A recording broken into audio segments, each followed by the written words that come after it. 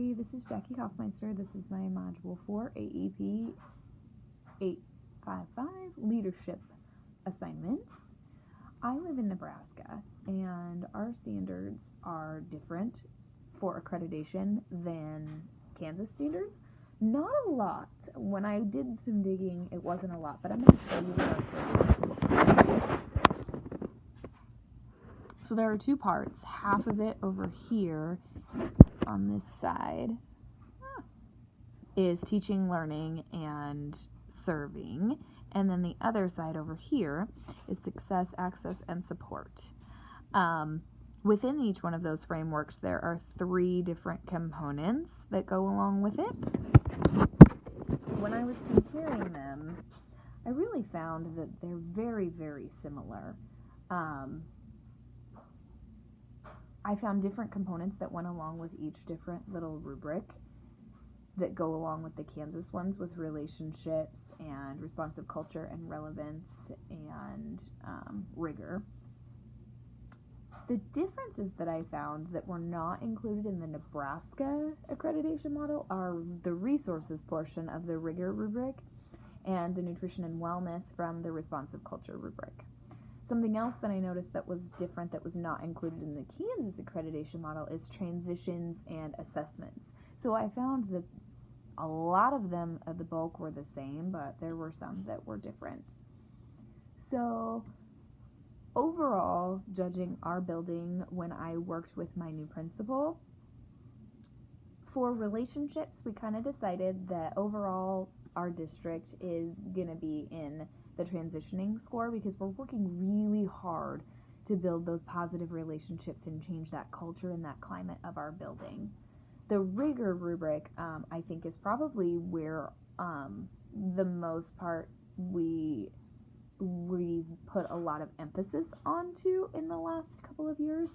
Our CCE program has been working really hard to improve, and we've also invested a lot of time into professional learning. We're switching to Marzano and doing more standards-based learning and priority standards and proficiency scales. And so this has kind of made a big impact on our professional development over the last few years. The responsive culture rubric had 3 different categories with nutrition and wellness, early childhood, and leadership.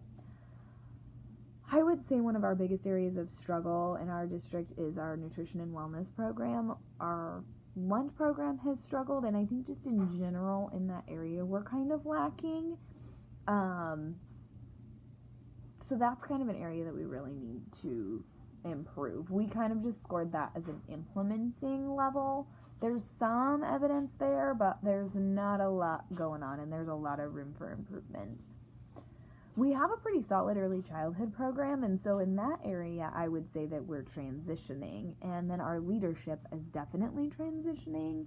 We've had a lot of turnover in our leadership and a lot of change in our direction for our district, and I think it's really going in the right direction. The last rubric that I looked at was the relevance rubric, which was a little bit harder for me to score. As far as curriculum, we're making some changes. Like I said before, we're working on Marzano and doing more priority scales and priority standards and proficiency scales. But we don't have a good solid curriculum that follows those standards, and so that's probably the biggest area that we're struggling in. A lot of our teachers teach to the textbook, and that's it. And so now we're working on teaching the standards and using the textbook as a resource.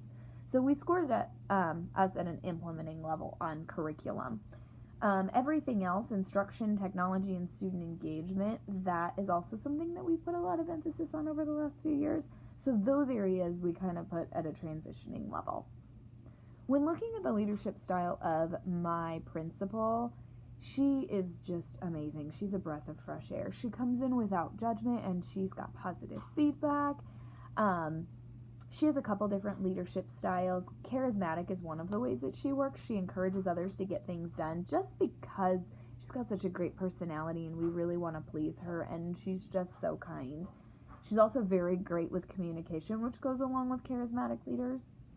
I would also put her as an authentic leader. She leads with heart, and she's truly listening to our staff, which makes a huge difference in our performance and she really cares about us and our students, which is completely different from past administrators that we've had. The biggest area for improvement, I would say, for us is curriculum and instruction. This is something that we've really been working on, but it still needs a lot of improvement. We've made a lot of changes. We got a new superintendent last year, and he's changed the direction of our district. We're working to align our plans and goals toward AQuest, which is our accreditation model, and so we're really working toward that. We're focusing on standards and teaching those standards.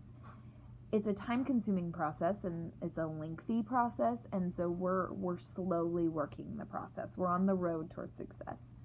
So I would say standard 4 is the standard that applies to the work that my district needs to do, and within standard 4, standard 4A is to implement coherent systems of curriculum and instruction and assessment that promote the mission, vision, and core values of the school, and embody high expectations for student learning, align with academic standards, and are culturally responsive. So I would say that's definitely one of them. And then standard 4B is also aligning and focusing systems of curriculum and instruction across grade levels. That's something that we have not worked on a lot. We don't work across grade levels. We tend to work within our own grade levels, and that's just, we live in our own little bubble, and that's something that we really need to work on.